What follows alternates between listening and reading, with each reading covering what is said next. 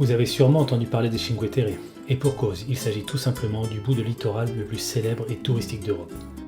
La raison de sa renommée est simple, s'y succèdent 5 villages iconiques aux façades bariolées, reliés par des sentiers cotés à l'italienne qui serpentent ingénieusement en appelant de puissantes falaises. Mais savez-vous que ce savant mélange de nature sauvage et de petits ports multicolores ne se restreint pas aux 15 km des Cinque Terre? La séquence démarre en fait plus au sud, dans le parc régional de Montemarcello, et se prolonge au nord jusqu'à la banlieue de Gênes, pour un parcours côtier de 150 km environ, soit tout le long de la Riviera du Levant, c'est-à-dire la moitié orientale de la Riviera Ligure. C'est ce tracé que j'ai suivi en juin 2025 et que ce blog relate. Et après quelques kilomètres de marche depuis l'embouchure du fleuve de Magra, mon point de départ, j'atteins à Telaro un premier village de grande classe, et il en ira ainsi toute la semaine.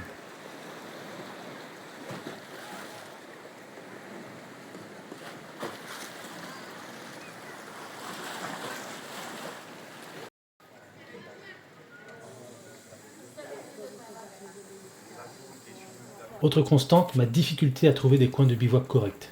Dès qu'on sort des villages, le terrain est très rocailleux, incliné, et il est presque impossible de trouver un sol meuble et plat où dresser sa tente et se protéger des moustiques. J'y parviens non sans mal le premier soir et rejoins au réveil le port de Lerici.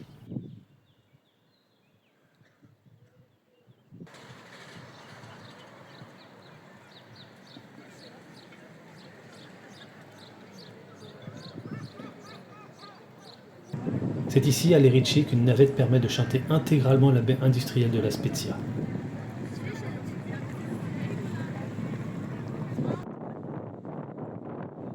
En quelques minutes, le bateau me dépose à l'autre bout de la baie, à Porto Venere.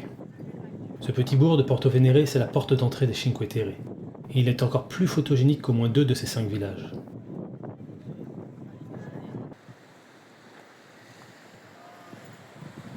Petite visite au fortin qui se dresse au bout de Porto Venere. Et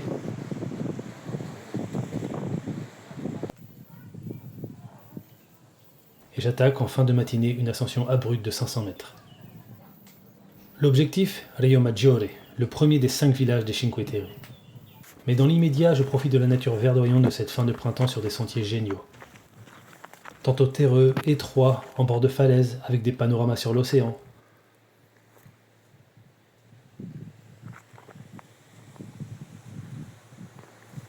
Tantôt larges, pavés, progressant en sous-bois.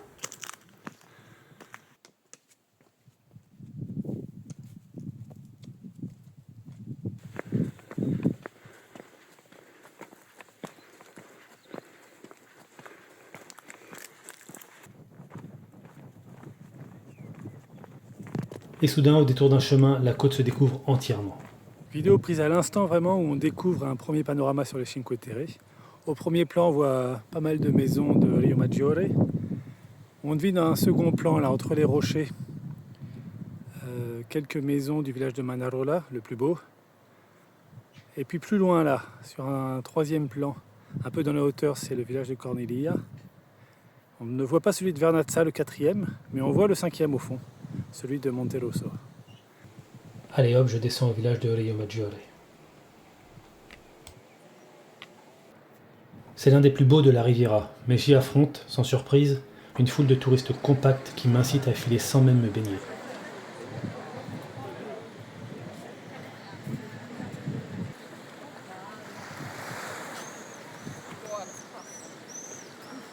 Un sentier bref mais vertical sépare Rio Maggiore de Manarola.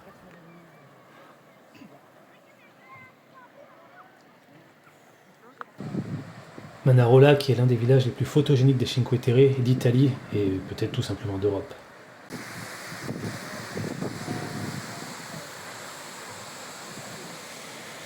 Mais que ces rues basses sont prises d'assaut par les touristes, irréel.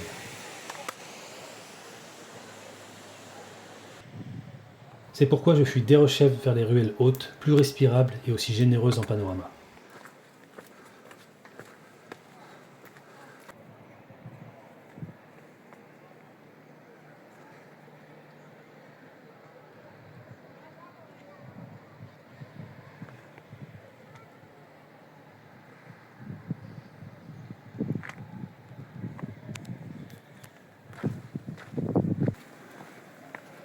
Petit détail, je suis ici absolument seul. Il n'y a même pas un gars sur ces bancs. Alors que tout à l'heure j'étais dans une foule.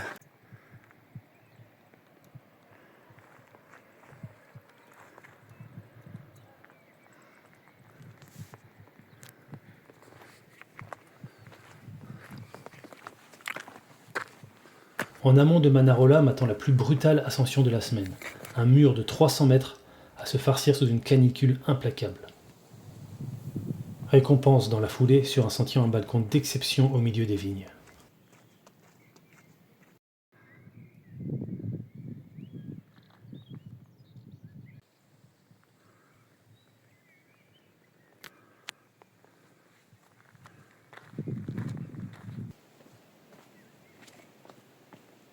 Petite descente vers le village de Cornelia.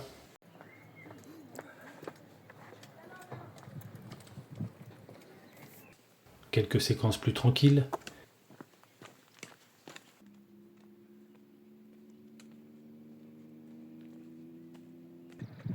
Et j'atteins l'objectif du jour, le 4e village des Cinque Terre, et peut-être mon préféré, celui de Vernazza.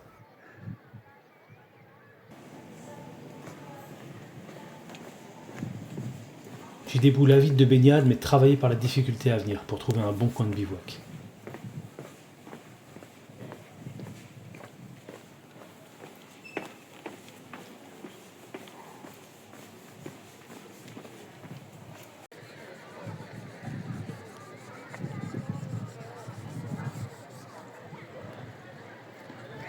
Voilà ce qui arrive quand on cherche à camper dans des coins des Cinque Terre où il est impossible de trouver un coin plat, impossible de planter sa tente et nécessaire de trouver un cocon pour se protéger des moustiques. Donc ça y est, j'ai réussi un montage improbable entre ces deux arbres.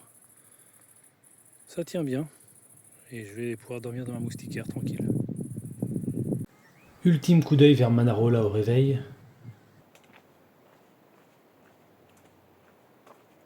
Et j'approche le 5e, ultime et moins charmant village des Cinque Terre, Monterosso, pour un passage express.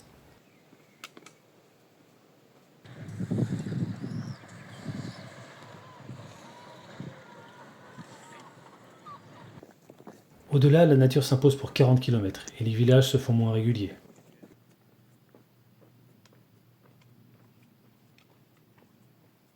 Je traverse tout de même celui de Levanto, puis celui très similaire de Bonassola. Dans chaque village, on a une petite carte qui résume toutes les randonnées du coin. Donc ici, c'est celui de Bonassola. Vous voyez, il y a un sacré réseau de sentiers.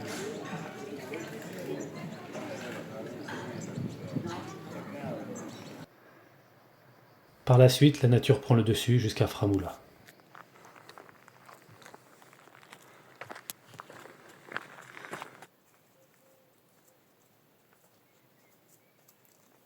Tout le long de la côte Ligure, il y a comme ça un train qui est souterrain la plupart du temps, puis qui ressurgit dans les villages. Petite baignade de rigueur dans la ville basse et je grimpe vers la ville haute, près de laquelle je bivouaque discrètement. Au réveil, c'est reparti pour une lutte dans la garrigue jusqu'au village de Monelia. Presque 300 mètres de dénivelé vertical là.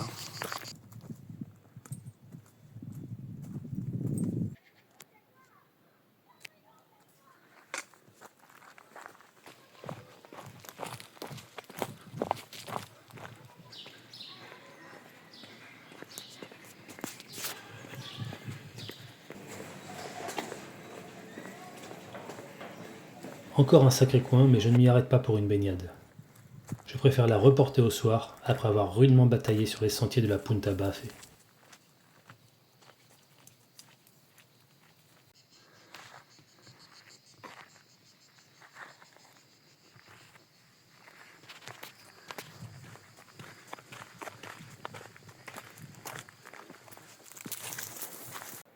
C'est à Riva Trigoso que je profite de la plage. Un phénomène assez intéressant, c'est que jusqu'à Monelia, qui est le village de l'autre côté de cette pointe, j'avais principalement autour de moi des touristes étrangers, des prix très élevés, des villages très beaux. Puis là, je suis arrivé à Riva Trigoso, qui est un village plus industriel, Et puis passer cette pointe de l'autre côté, là, ça qui est une grosse ville. Et là, on a affaire à un touriste totalement différent. Il n'y a que des Italiens, j'ai l'impression. Je suis allé me baigner, là, j'ai entendu parler seulement italien autour de moi. Pas un étranger. Et puis les prix dans le village, là, dans les bistrots, étaient beaucoup moins chers. Voilà, c'est un peu plus tourisme local et prolo ici. Une pointe sauvage sépare Riva Trigoso de Sestri Levante, au bout de laquelle je compte passer la nuit.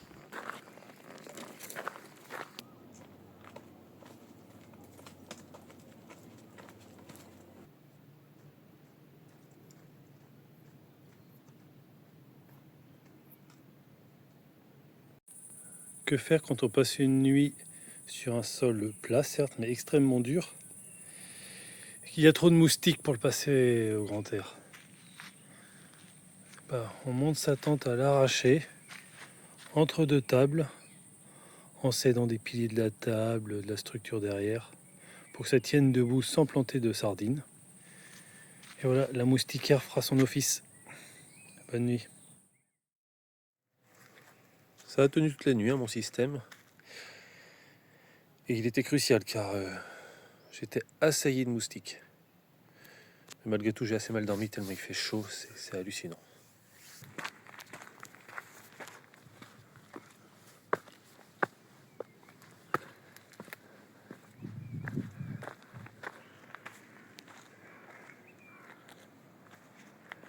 Le bourg de Sestri Levante est tout proche.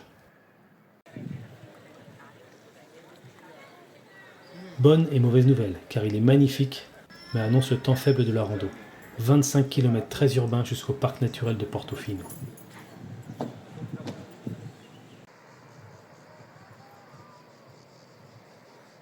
Seulement 2 coins de nature dans cette section, au Roque de Sant'Ada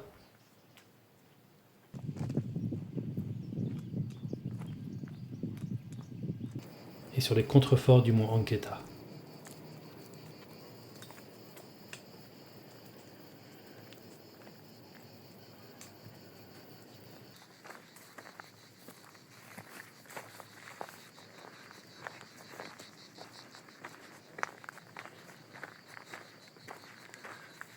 La maison méditerranéenne par excellence. Des vignes, des oliviers, de la vieille pierre, le soleil, la mer. Je retrouve définitivement l'asphalte au port de Ravallo.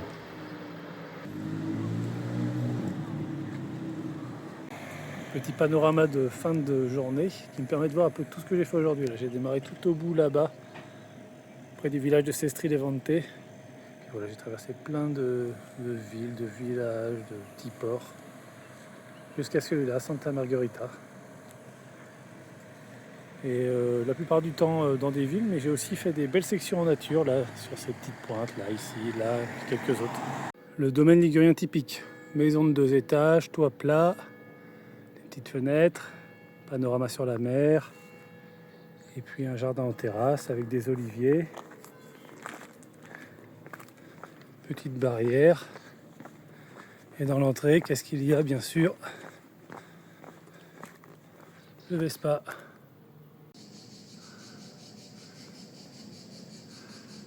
J'approche Portofino et impossible de planter sa tente dans le coin.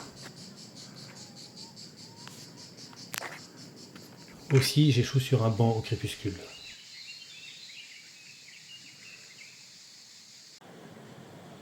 Grand spectacle au réveil, le village de Portofino mérite sa réputation.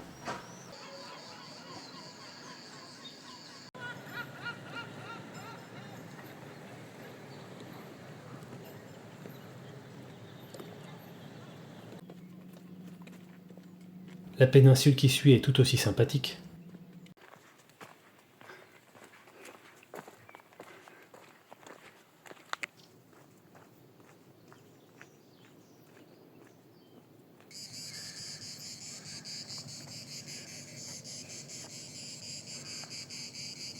Mais le clou du spectacle, inattendu, est encore à venir, avec la crique du monastère de Frutuoso.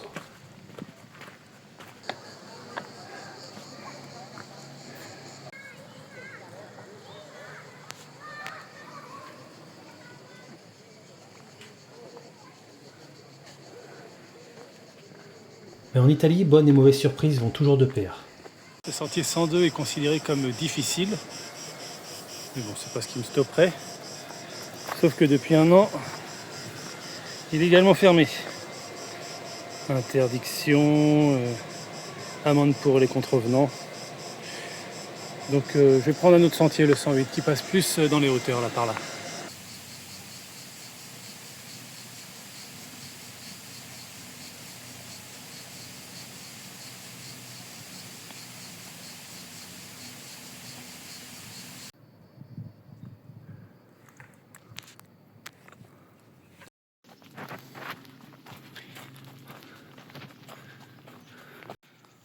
L'instant où je découvre Gênes, en sortant de la péninsule de Portofino.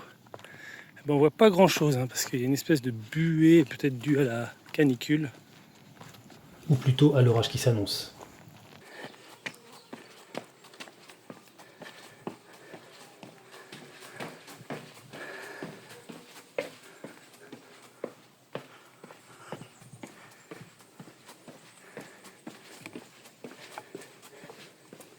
Quel dédale ces villages!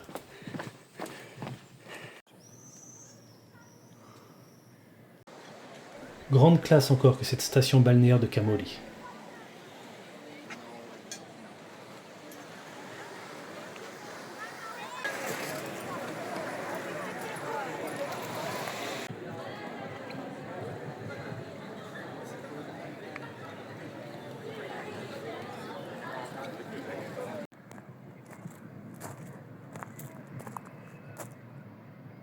Derrière, je visais cette cabane qui m'a protégé du violent orage vespéral, mais où je n'ai pas pu dormir, des jeunes y faisant la fête.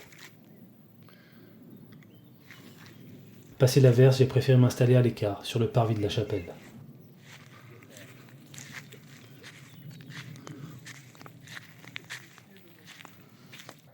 Gênes n'est plus loin, et c'est sous le soleil que j'achève mon périple, après un ample détour par les crêtes de l'arrière-pays.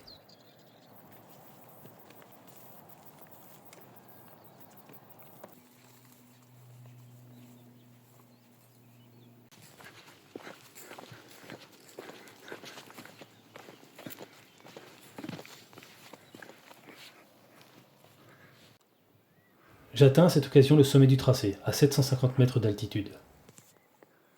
Genova.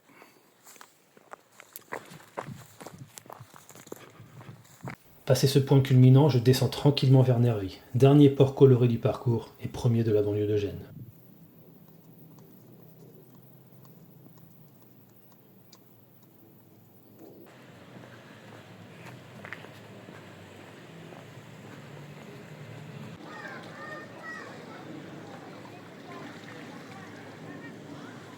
C'est donc ici que s'achève ma traversée de la côte Ligure, au bord de l'eau comme elle a commencé, et dans un port superbe, celui de Nervi, un ancien village qui est devenu un quartier de Genève. Puis derrière, c'est la ville qui s'impose, et donc je vais m'arrêter là. Après un trek, comme d'habitude en Italie, très contrasté, souvent grandiose et parfois irritant. Et je tiens à dire que j'ai parcouru vraiment la partie la plus iconique de la Riviera, mais en contournant Gênes par la montagne pendant une cinquantaine de kilomètres, on peut retrouver derrière une crête qui longe la mer de plus de 1000 mètres pendant une soixantaine de kilomètres jusqu'à Savona. Et on peut la parcourir sur un sentier de crête génial, la Haute-Voie Ligure. Je le dis pour l'avoir déjà fait. Et je dirais que voilà, la traversée idéale de la côte Ligure va donc de La Spezia et même un petit peu avant jusqu'à Savona. Et 2 fois plus longue à peu près que ce que j'ai moi-même parcouru. Et bien sûr, cette trace ultime, je vous la propose en description. Mais pour moi, ça s'arrête ici. Et je suis bien content parce que ça a été une semaine superbe, sous le soleil, sous la canicule, même un peu trop souvent. Et dont je me souviendrai longtemps. Allez, à la prochaine.